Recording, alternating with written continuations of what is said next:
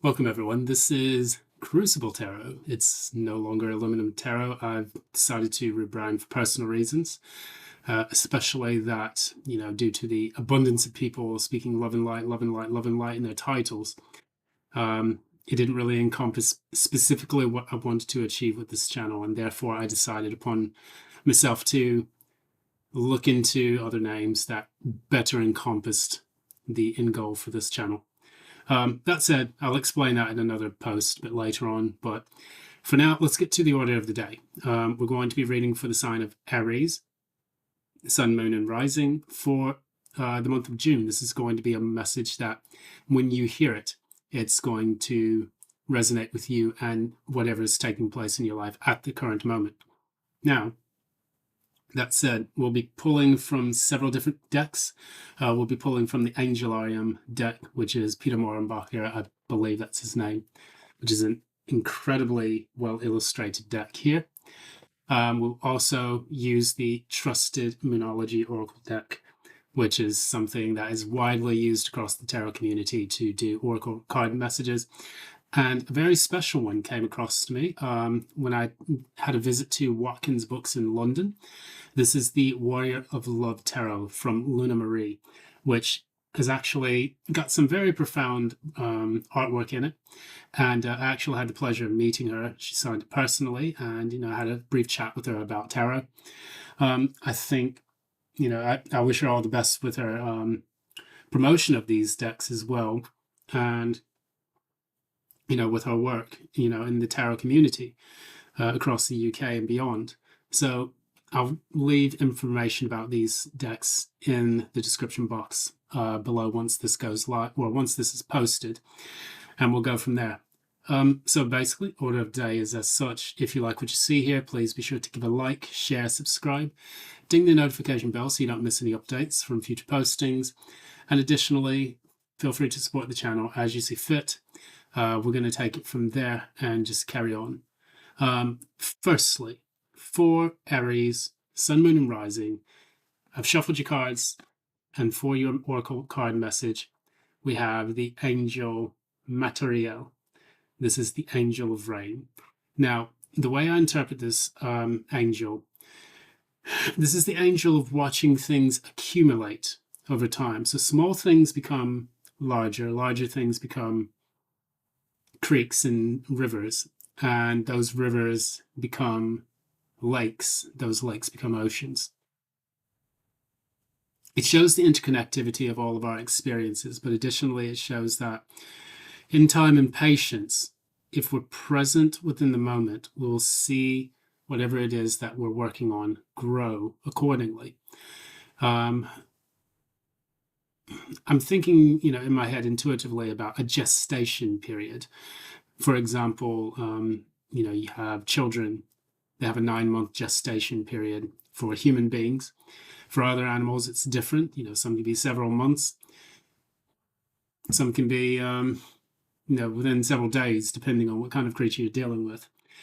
But that said, we look into the idea that this overflowing and overwhelming energy that is pervading your life has taken a long time to get to the current point that it is now. And now you're dealing with the deluge of its motion and its flow. And by being present in the moment, you can understand precisely where that flow is going to lead. Now, we have not only a card here that talks about water bearing, because you have the Archangel Materiel, its face is actually bringing forth the rain. But you also have, in your other card, you have bring love into the situation, new moon in Aquarius. So this is a new chance for you to have love in a different situation.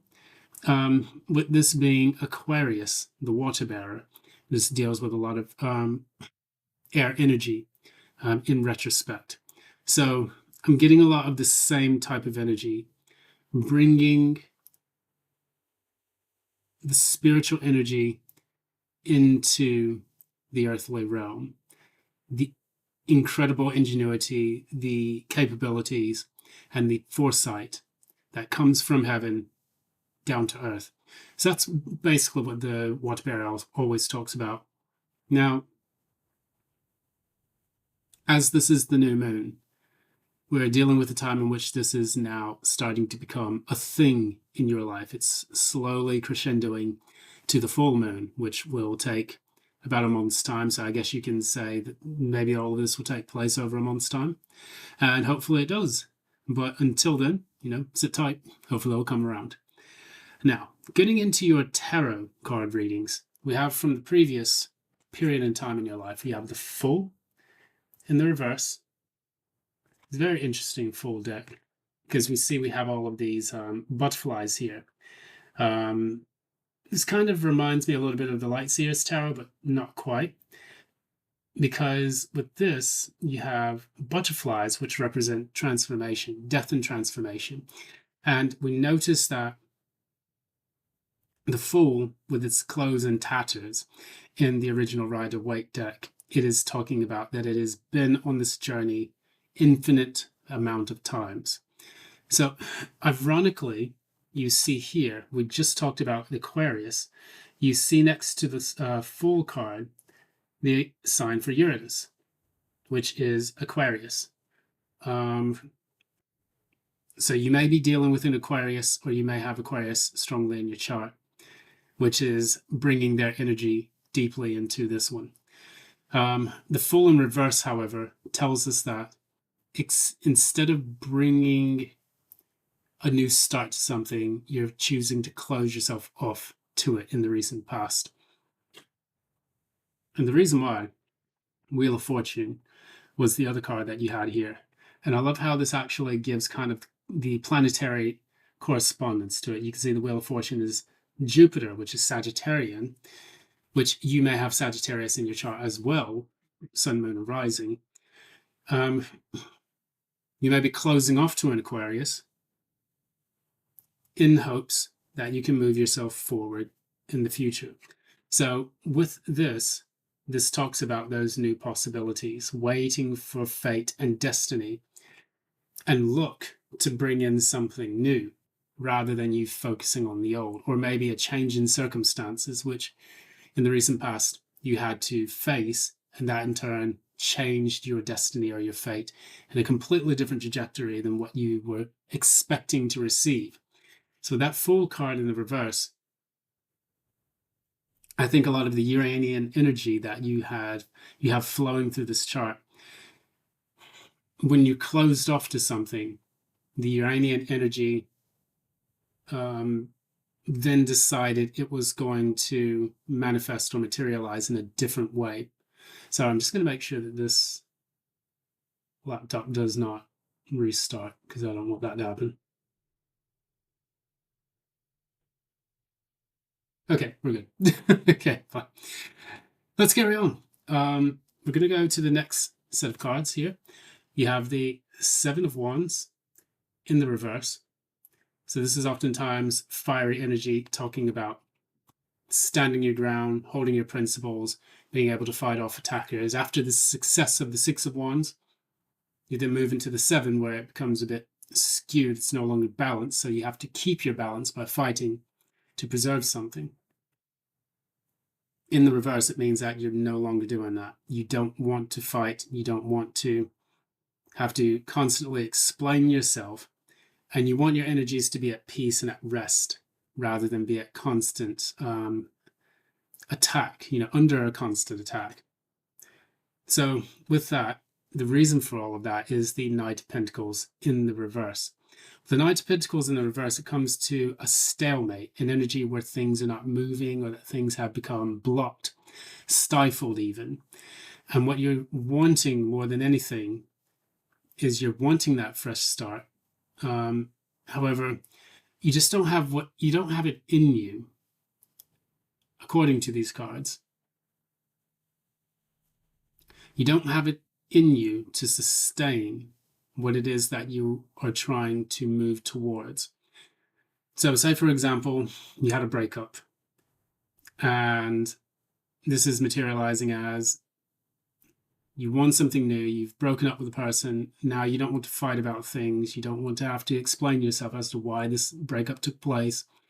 You've probably been at odds with this individual a lot of times, and now things are coming to a very strong impasse.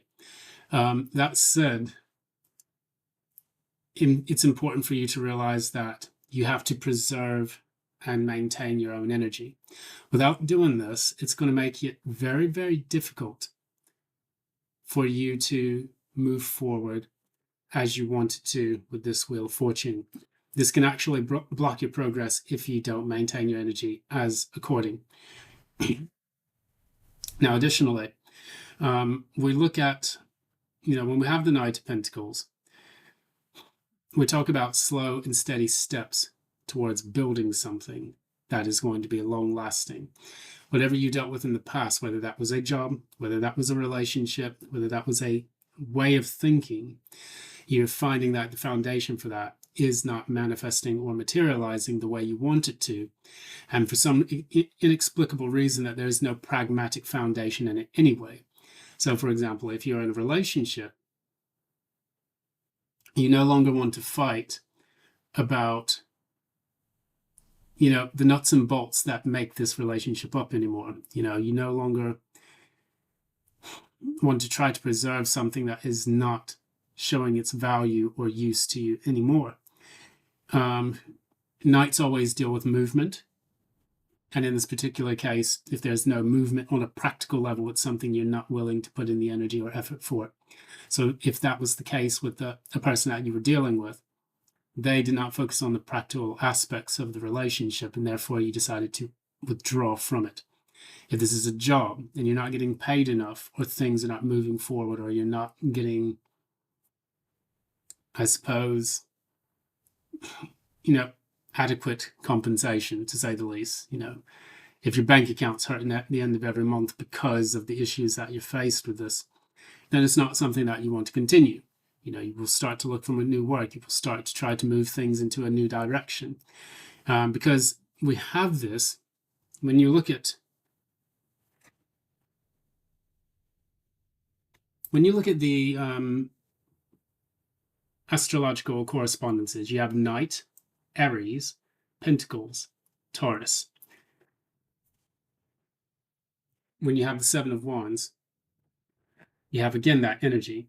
7, Mars, Wands, Leo. So Mars in Leo is what that talks about. So let's see here. We move finally into the next set of cards. So we're talking about Chariot. Chariot is number 7, and it represents Cancer. And this is the card of rapid, adequate shifting of something or change of a development within something that's taking place. It represents puberty in the physical body. In the spiritual world, it represents moving into a new epoch, moving into a new aeon or whatnot. And the reason for this, you have here the Knight of Swords. So it's King being Taurus, Swords, Gemini. It can be Aquarius, Gemini, Libra as well. We're talking about bringing something to a masterful completion, in the sense that a king fully embodies the maturity or the maturation process of a specific energy. With the King of Swords in the upright, you're realizing that you have to move forward, because as the King of Swords, you have learned to understand this at a fundamental mental level. You understand that if a person is dealing with you in the wrong way, if a person is manipulating you, you understand not simply how to respond to them like the Knight of Swords would do, because they just want movement in a new direction, or they want to fight back, clap back, whatever you want to talk, you want to call it. But now you understand what this person is all about. So if you're dealing with I don't want to say the word narcissist, because I hate the whole YouTube tarot. Oh, this person's a narcissist and they hurt me, and they, I want to say this on YouTube. Rather, you understand the machinations of the Machiavellian personality that is the narcissist. And I say Machiavellian in the philosophical sense, not because of Niccolo Machiavelli himself, But we're looking at a full conscious awareness of the situation, which is it's impelling you to move forward. If you see that a job isn't paying you, your boss is a dick, and you want to move forward, there's a golden opportunity elsewhere, you're fully cognizant of that as the King of Swords, and you're strategizing on the best way to move forward instead. And once that happens, once you set the chariot in motion, it's difficult to stop. Everything changes. And that's what the chariot represents. Similarly, you have, in the past, you have the Wheel of Fortune, which is about being at the mercy of fate, whether that's for good or for bad. In the near future, you have the chariot, which is you setting those things into motion and trusting the universe to lead you into that new direction. Now, rather than being the fool in the reverse in the recent past and being fearful of taking action on something and just letting the universe guide you on this, I see you as the King of Swords in the future, mastering that Aquarian energy, which is going to allow you to move forward and say, okay, I'm taking the reins, universe guide me. It is a more conscious action that allows you to move forward and to say to yourself that the universe will sort things out, you'll be fine, and that the situation is not as fearsome as it appears to be. In the final cards that you've got here, you have, what is this? The Five of Cups, and then you have the Page of Wands, but it was on its side. Now, when we speak about the Five of Cups, any fives that you would encounter in the tarot or in numerology in general deal with the fifth sphere, which is Crucible Tarot, the sphere of Gevura, which is the sphere of changes and the alchemic process that is needed to purify something back into harmony, in homeostasis. So in fives, we have the changes that are taking place. When you burn something in a crucible, you're essentially purifying it in an alchemic process, which then leads to its rawest, purest form, whether that is carbon, whether that is another kind of metal, whether it is the synthesis of two metals in a crucible, leading to a new one, turning lead into gold, as indicated by the Philosopher's Stone. So we need to pay a bit more attention to how fives manifest and materialize in our life. So with the Five of Cups, this is taking place at a very emotional and spiritual level. It can be about disappointment at the mundane level. Yes, disappointments, not seeing the things that are awaiting you if you continue your journey. If you pick up the the Two of Cups behind you, focusing on the Three of Cups that are spilt in front of you, as in the Rider-Waite Tarot deck. But I'm trying to see things at a deeper level. It is about the change that is required for you to realize what you have. And this is, in my opinion, one of the cards of gratitude, and learning how to do that by suffering in sorrow until you learn how to move forward with the Two of Cups behind you. So yes, it may be difficult that you have to give up that job. It may be difficult that you have to release this person from your life. You may have to leave your family behind. You may have to let go of something you've cherished for a long time. But because the universe has set everything into motion, it is about learning how to explore and experience gratitude. That is going to be instrumental in bringing this Page of Wands upright. Seeing that once you have finally achieved a level of understanding about your life and where it's going in this unknown territory, then you will finally be able to move and find that spark that is going to ignite a new you and a new path that is going to change your life for the better. So again, as you do this, this is where the rain begins to matriculate from heaven to earth, you will see the accumulation of that. And this is how you're going to be able to bring love into the situation.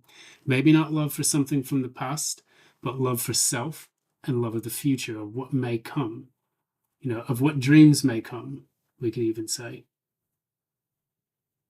I think that once you look into life in that regard, you'll be able to understand that it's not a loss, but it's clearing the obstacle for a gain. And in your life, if you're experiencing something where you're afraid to let go of it, by letting go, you then allow that rain to fall. If the clouds hold on to the rain, it would crush the planet. But one by one, each drop falls, and you can experience the joy of rain, which gives life to this planet. Without the rain, there'd be no rainbows, but even more so, there'd be no life. There'd be no lakes. There'd be no cyclical process that allows for us to receive the purified water that rains down from the earth. Depending on where you live, you're probably not experiencing that pure of water. You're probably experiencing shit water or like acid rain, hopefully, not dealing with that. But in retrospect, that is what that is trying to tell us. So, Aries, I'm going to wish you the best of luck, and I hope that not only do things work out for you, I know that things will work out for you, but I think you have to get out of your head in order for this to take place, and you have to just trust the process. Do that. You won't have to leave yourself to the devices of fate, but you'll be able to take the reins and move forward with a conscious effort to do so. So that's going to be it. Thanks so much. This has been Crucible Tarot. If you like what you see here, again, please be sure to give a like, share, subscribe, ding that notification bell so that you don't miss any updates. And additionally, support the channel in whichever way you see fit. Until next time, thank you. And I'm going to end this not with love and light, but I like the saying that's in the new description. It's Viam Gevura Ambulo, which means I walk the path of courage and bravery, severity. So that will be my way of signing off for you. Viam Gevura Ambulo. Until next time, bye now.